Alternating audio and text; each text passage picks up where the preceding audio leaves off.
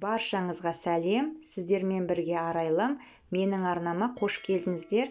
Мен бүгін сіздерге рассольниктің рецептісін ұсынатын боламын. Видеоны соңына дейін қарап, лайк басып, комментарий жаза отырыңыздар.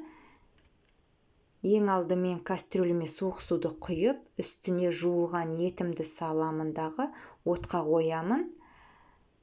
Одан кейін перловкамды жақсылап бірнеше қайтара жуып, одан кейін ыстық суға салып бұқтырып қоямын. Сол кезде біздің перловкамыз жылдам пісетін болады.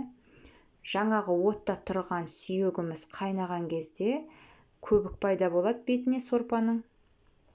Сол көбігімізді сүзіп аламыз дағы сорпамызға татымына қарай тұз салып, оттың астын кішкене баяулатамыз. Ендігі кезекте пиязымды, сәбізімді, картопымды аршып, жуып, турап алатын боламын. Өз қалауларыңызша турасаңыздар болады.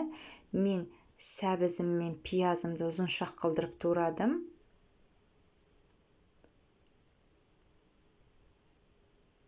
Ал картоп пен қиярымды төртбұрыштап турадым.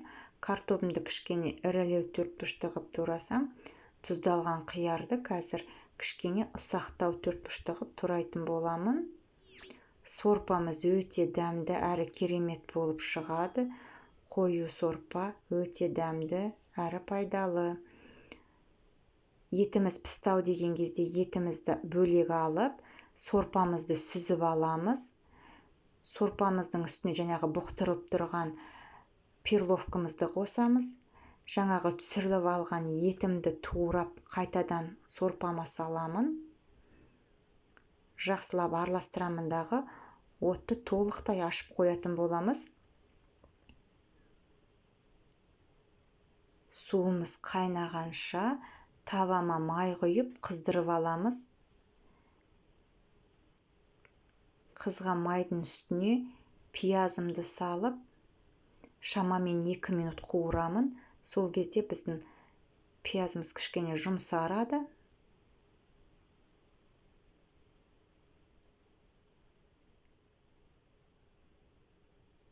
Енді осы пияздың үстіне сәбізімді қосып, тағы 1-2 минут қуырамын.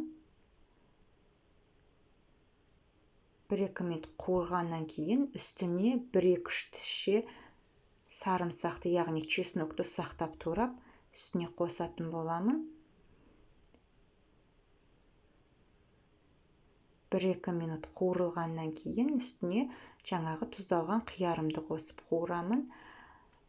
Және де үстіне 1 ас қасық томатный пастамды қосамын.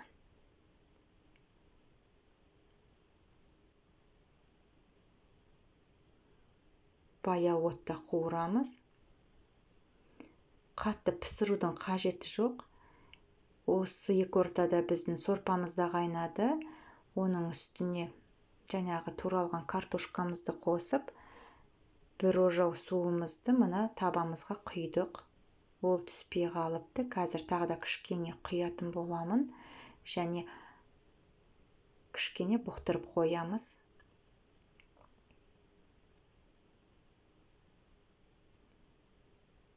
Картошкамыз пістау деген кезде мына қуырылған қуырмамды сорпама қосатын боламын.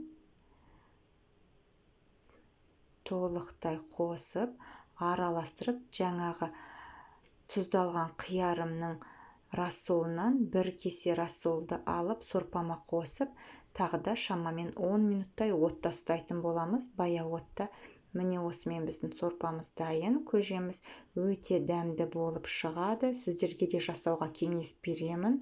Видеоны соңына дейін қарағандарыңызға рахмет. Ас болсын.